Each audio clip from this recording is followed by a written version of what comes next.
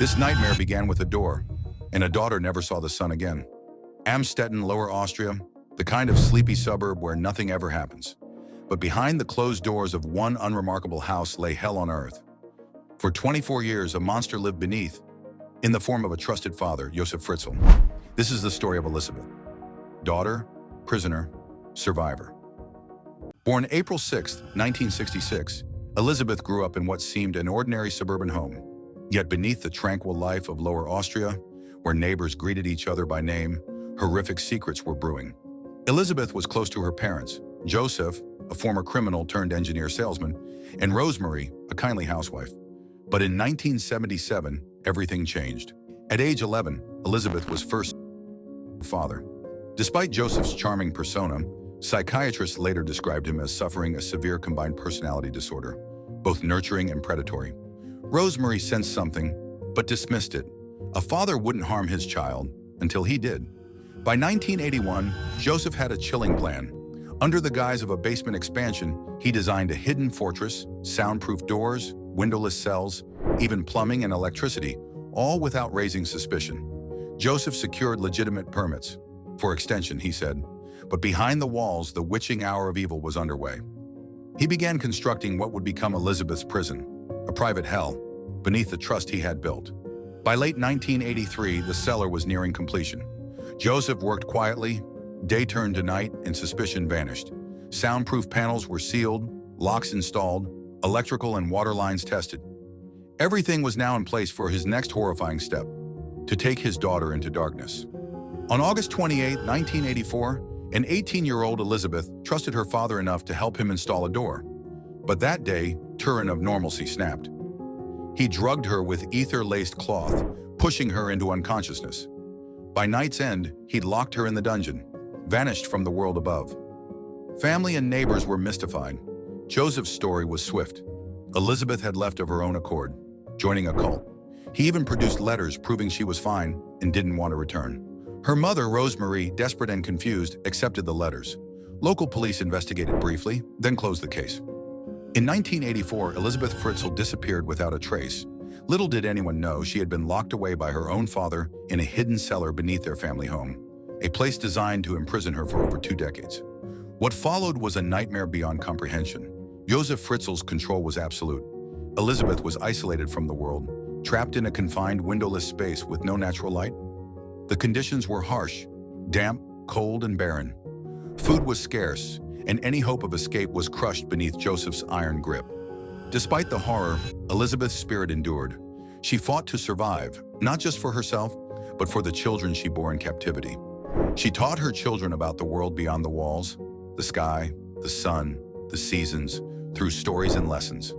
In that darkness, Elisabeth became a mother, a teacher, and a beacon of hope. The psychological resilience required to survive such trauma is immense. Elisabeth's will to protect her children was a powerful force against despair. Each day was a battle against hopelessness, but Elisabeth never gave up. In 1988, 4 years into captivity, Elisabeth gave birth to her first child, completely alone. Joseph handed her a medical book and disinfectant. There were no doctors, no help. The girl was named Kirsten. She was the first of 7 children that Joseph fathered through his daughter. Over the next 14 years, Elisabeth gave birth 6 more times inside the tiny, damp dungeon. Each time, she bit on a towel to silence her screams. Joseph decided which children stayed in the cellar and which ones he would raise upstairs, as if they had appeared on his doorstep. He told Rosemary that Elisabeth, still in the cult, had left the babies behind. Child services accepted the lie. Lisa, Monica, and Alexander were taken in upstairs, while Kirsten, Stefan, and later Felix remained in total darkness. They had never seen the sun. As his daughter gave birth to more children, Joseph realized the dungeon needed to grow. In 1991, he expanded it, digging by hand, often forcing Elisabeth and the children to help. The air was stale, mildew crept up the walls. The only food was what Joseph brought, and water came from a rusted tap. Light came from a single timer-activated bulb. In 1996, Elisabeth gave birth to twins. One boy, Michael, was born weak and gasping. She begged Joseph for medical help. He refused. Michael died at just 3 days old. Joseph burned the baby's body in a furnace. This was the only murder Joseph Fritzl was ever officially charged with, but it was far from the only life he shattered. By the mid-1990s, Joseph Fritzl was raising three of Elisabeth's children in the open: Lisa, Monica, and Alexander. He claimed they had been left by Elisabeth at the doorstep, gifts from a runaway daughter in a far-off cult. Authorities believed him. They never questioned how this man kept receiving babies from a daughter who was allegedly unreachable. Upstairs, these children attended school. They had bedrooms. Neighbors saw them and thought the Fritzls were strange, but not suspicious. Meanwhile, downstairs, Elisabeth and the other three children remained in total darkness. Joseph Fritzl was now in his 60s. The burden of secrecy was growing. He began slipping, leaving tools out of place and struggling with his lies. Inside the cellar, Elisabeth had no news of the world, no sunlight, no seasons, but she held on to her humanity for the sake of her children. She taught them to read and write. She told them about the moon and sky. When Joseph brought down a TV, she used nature documentaries to show her children the world they'd never seen. But education couldn't shield them from the truth. Kirsten, the eldest, was growing ill. Stefan, the only boy downstairs, suffered from scoliosis due to the cramped quarters. By 2006, Kirsten, Elisabeth's eldest daughter, was gravely ill. Her lungs were weak from the constant damp and poor air in the cellar. Joseph had no choice but to bring her to the hospital, a risk he never wanted to take. At the hospital, doctors were shocked. The girl was malnourished, had untreated scoliosis, and showed signs of prolonged abuse. Doctors reported the case to authorities. Police began asking questions. Why did Joseph Fritzl suddenly appear with a seriously ill child no one knew existed? The story Joseph told did not add up. He claimed the children were from his missing daughter, but Elisabeth was nowhere to be found. On April 26, 2008, officers found the hidden door in the basement. What they uncovered would stun the world. April 26, 2008, police broke through the secret door in Joseph Fritzl's basement. What they found defied belief.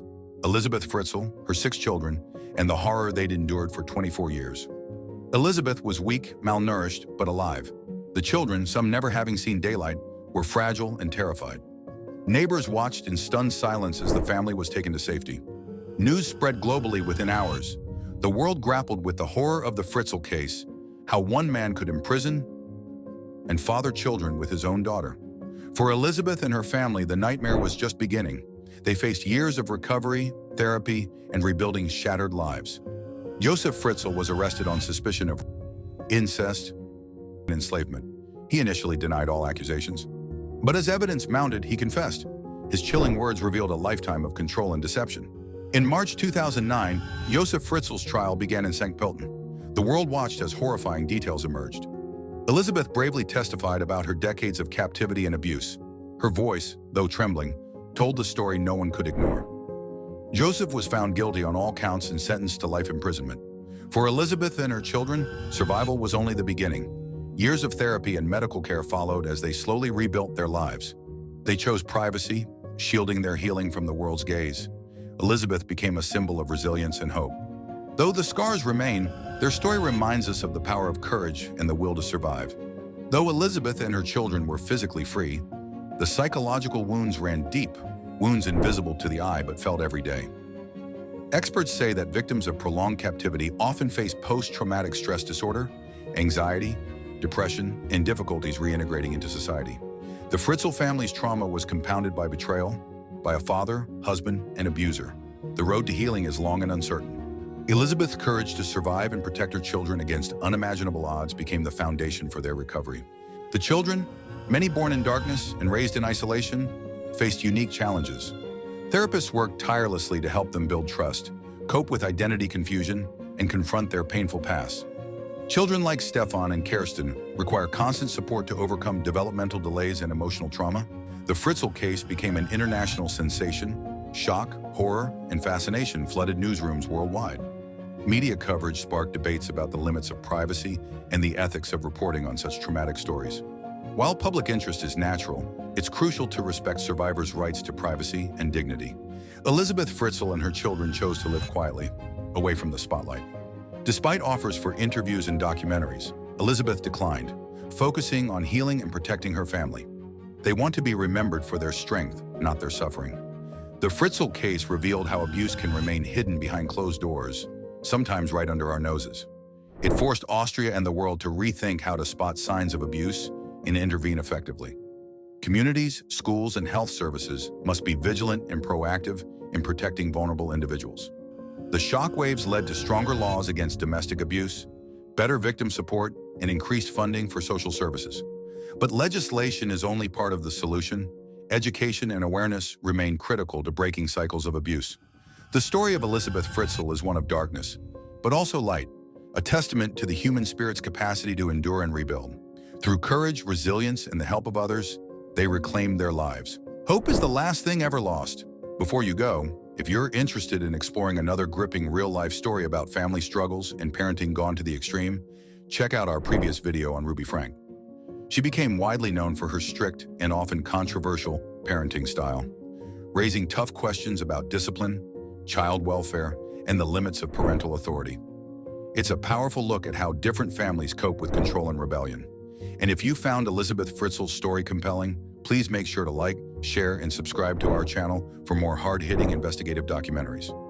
Don't forget to hit the notification bell so you never miss our latest videos. Thank you for watching, and we'll see you in the next video.